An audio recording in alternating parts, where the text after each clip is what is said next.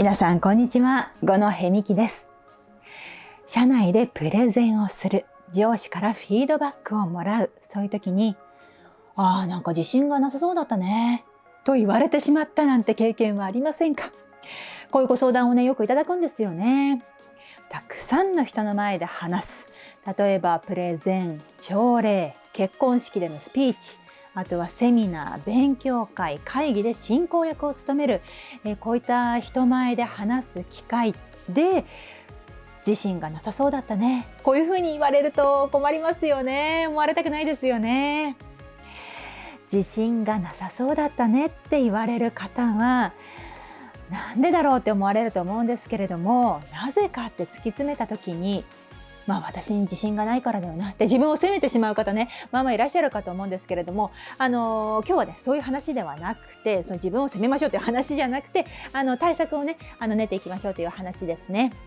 でまずですね、人前で喋るっていう時に私自信満々ですって言って喋っている人は実はそんなに多くないと思うんですね。私もですね、これから数千人の前で司会ですっていう時に私自信満々です、私の話を聞いてくださいっていう感じで登壇することはまずないですね。それなりにやってきた司会の回数というのは多いので、全然やってなかった時に比べれば自信はありますけれども、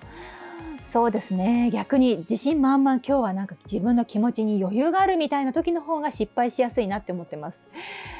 例えば言葉が出てこないとかあとは時間配分を間違えるとか、何か緊張してない時の方が怖さがありますね。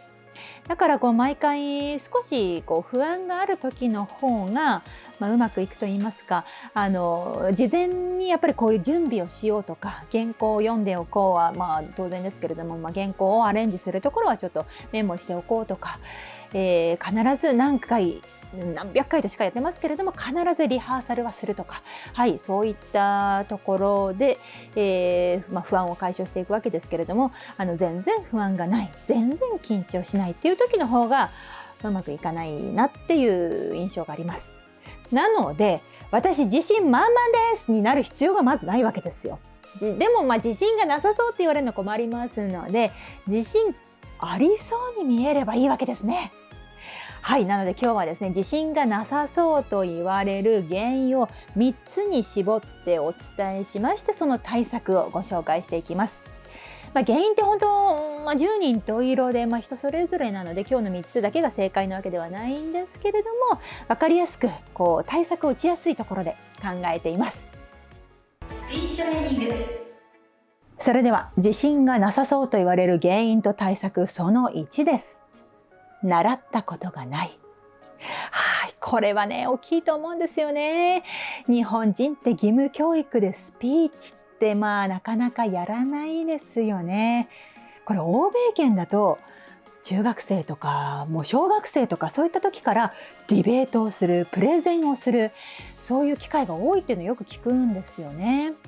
で日本だとみんなの前、教室のみんなの前で発表するっていうのはまず音読ですよね。何か遠足の感想を話すのであれば、遠足の感想を作文にしてそれを音読する。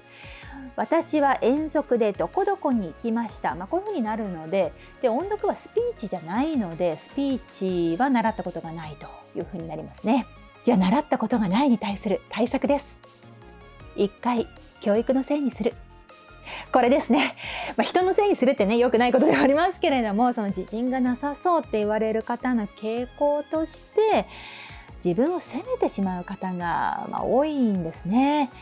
自信がなさそうに見える、それは実際に自信がないからだ。そもそも話すのが苦手である。そんな私がこんな仕事をして申し訳ありませんみたいな、どんどん自分を責めてしまう方結構いらっしゃるので、この自分を責めるっていうのをやめましょう。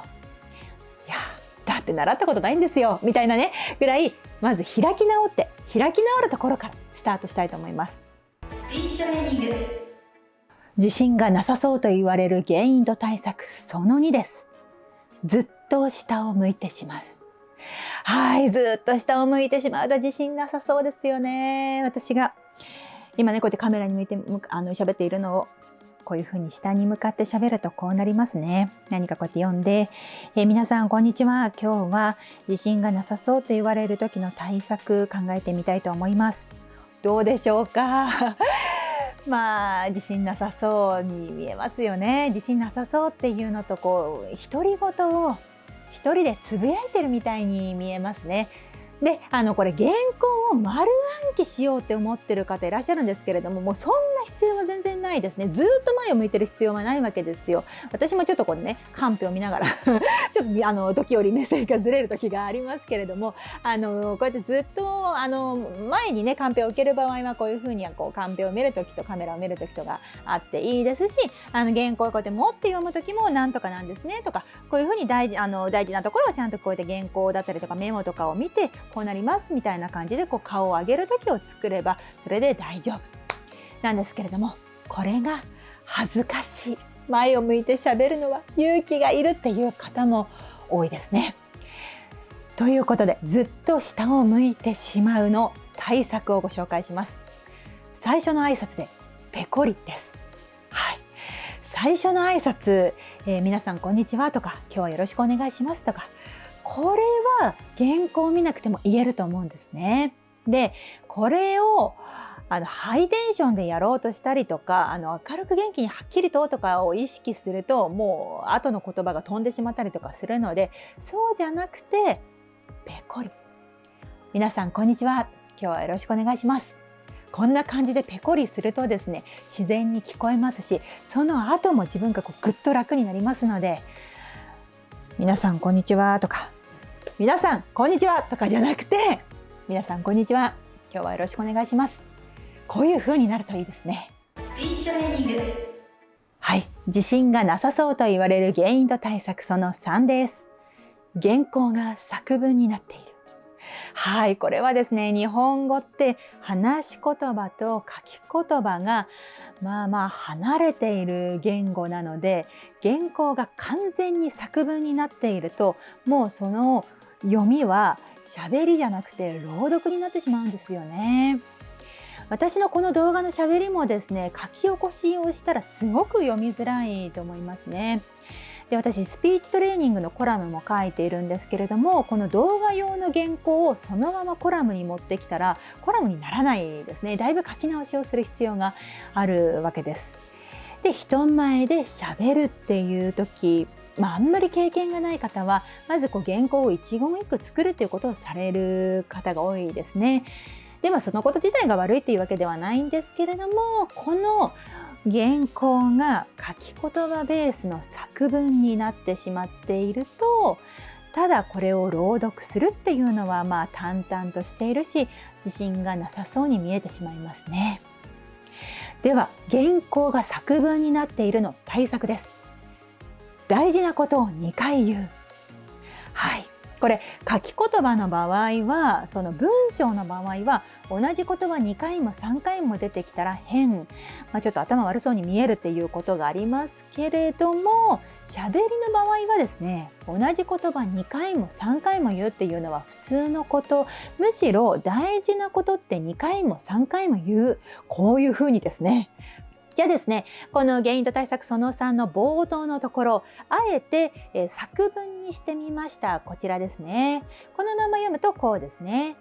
日本語は話し言葉と書き言葉がかなり離れています。私のこの動画のおしゃべりも書き起こしをするとすごく読みづらいです。はい、これに2回言うのスパイスを入れてみます。日本語は話し言葉と書き言葉がかなり離れています。離れていますよね。私のこの動画のおしゃべりも書き起こしをするとすごく読みづらいです。書き起こしって読みづらいですよね。こんな感じですね。はい、もともとある原稿が作文だとしても2回言うことでちょっとそれっぽくなりますので、ぜひやってみてください。では今日のまとめです。まず自信がなさそうと言われる方、自信満々ですになる必要がないです。自信ありそうに見えればいいですね。で自分を責めない、最初の挨拶でちょっと前向いてペコリする、大事なことを2回言う、これぜひやってみてください。スピーチトレーニング。この響きのスピーチトレーニング、メルマガ配信しています。メルマガ限定のラジオも配信していますので、ぜひご登録ください。オンライン教材、人前で話すのが怖くなくなる話し方講座。こちら本編90分で必要な要素をギュギュッとまとめていますので、ぜひチェックしてください。マンツーマンレッスン、オンラインサロンもやっています。詳しくはプラン一覧をご覧になってください。今回も最後までご覧いただきましてありがとうございました。